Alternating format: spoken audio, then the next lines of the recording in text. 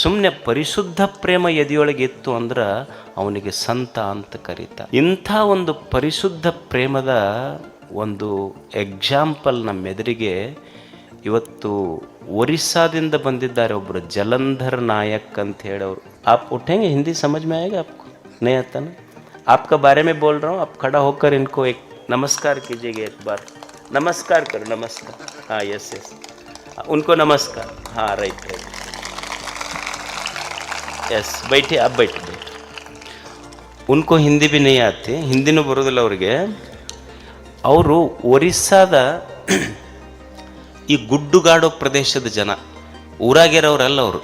ಗುಡ್ಡುಗಾಡಿನ ಒಂದು ಹಳ್ಳಿ ಗುಮ್ಸಾಹಿ ಅಂತ ಹಳ್ಳಿ ಹೆಸರು. ಆ ಹಳ್ಳಿಯವರಿಗಿರುವ ವ್ಯಕ್ತಿ ಜಲಂಧರ್ ನಾಯಕ್ ಅವ್ರ ಹೆಸರು, ಒರಿಸ್ಸಾದವರು. ಆ ಸಣ್ಣ ಹಳ್ಳ್ಯಾಗ ಒಂದು ಕೆಲವು ಮನೆಗಳಿದ್ದು. ಆ ಊರ ಮಕ್ಕಳು ಸಾಲಿ ಕಲಿಬೇಕಾದ್ರೆ ಪುಲ್ಬಾನಿ ಅನ್ನುವಂಥ ಸುಮಾರು ಆ ಗುಮ್ಸಾಯಿಯಿಂದ 10 ಕಿಲೋಮೀಟರ್ ನಡೆದು ಹೋಗ್ತಿರ್ಬೇಕಾಗ್ತಿತ್ತು. ಆಶ್ಚರ್ಯ ಏನು ಅಂದ್ರೆ ಮಕ್ಕಳು 10 ಕಿಲೋಮೀಟರ್ ನಡೆದು ಸಾಲಿ ಕಲಿಬೇಕಾಗಿರೋದ್ರಿಂದ ಎಷ್ಟೋ ಮಕ್ಕಳು ಸಾಲಿ ಬಿಟ್ಟರು. ಭಾಳ ಮಂದಿ ತಂದೆ ತಾಯಿಗಳು ಊರ ಬಿಟ್ಟರು ಮಕ್ಕಳ ಸಲುವಾಗಿ. ಆದರೆ ಜಲಂಧರ್ ನಾಯಕ್ ಊರು ಬಿಡಲಿಲ್ಲ.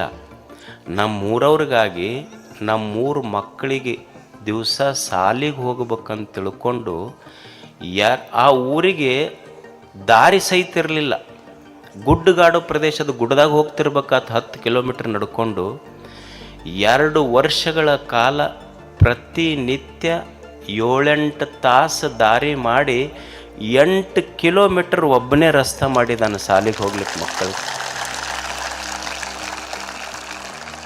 ನಾವು ಚಲೋ ದಾರಿ ಇದ್ರೆ JCP ಹಾಕಿ ಕೆಡ್ಸ ಮಂದಿ ನಾವೆಲ್ಲ.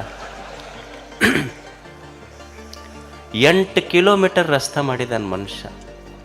ಅಂದ್ರೆ ಸಂತನಾಗಬೇಕಾದ್ರೆ ಏನು ಹಿಮಾಲಯಕ್ಕೆ ಹೋಗ್ಬೇಕಂತಿಲ್ಲ, ಮನೆ ಮಠಗಳನ್ನು ಬಿಡಬೇಕಂತಿಲ್ಲ, ಸಂಸಾರವನ್ನು ಬಿಡಬೇಕಂತಿಲ್ಲ.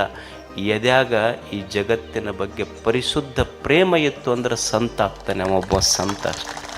ನೋಡಿ, 8 ಕಿಲೋಮೀಟರ್ ಒಬ್ಬ ವ್ಯಕ್ತಿ ರಸ್ತೆ ನಿರ್ಮಾಣ ಮಾಡ್ತಾನೆ ಪ್ರತಿನಿತ್ಯ. ಯೋಗಿ ಅಂತ ಕರಿತೇವಲ್ಲ, ಯೋಗಿ ಇದರ ಅರ್ಥ ಏನು? ಗವಿಗಳಲ್ಲಿ ಕುಂತವರಷ್ಟೇ ಯೋಗಿಗಳಲ್ಲ, ತಪಸ್ಸು ಮಾಡಿದವರಷ್ಟೇ ಯೋಗಿಗಳಲ್ಲ. ಯಾರು ಲೋಕಕ್ಕೆ ಉಪಯೋಗಿಯೋ ಅವನೇ ನಿಜವಾದ ಯೋಗಿ ಅಷ್ಟೆ.